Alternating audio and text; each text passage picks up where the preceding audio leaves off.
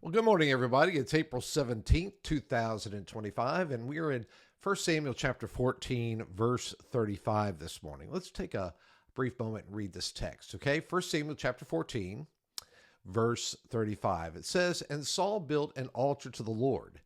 It was the first altar that he built to the Lord." All right, let's jump in here. At this moment in Saul's story, we find him taking a significant action. He builds an altar to the Lord. Now, on the surface, I think this seems like a sincere act of devotion. However, the note that this is the first altar Saul ever built is telling.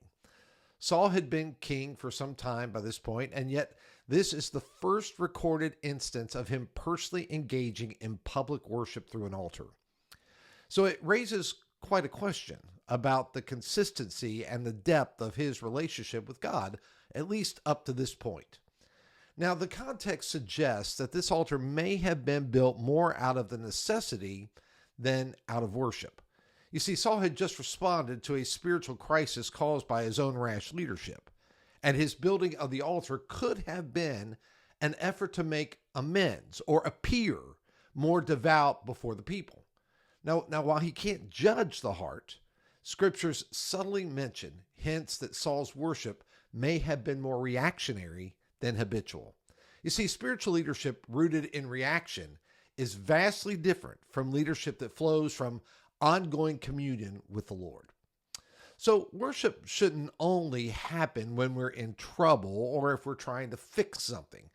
No, God desires a daily relationship, not just emergency rituals.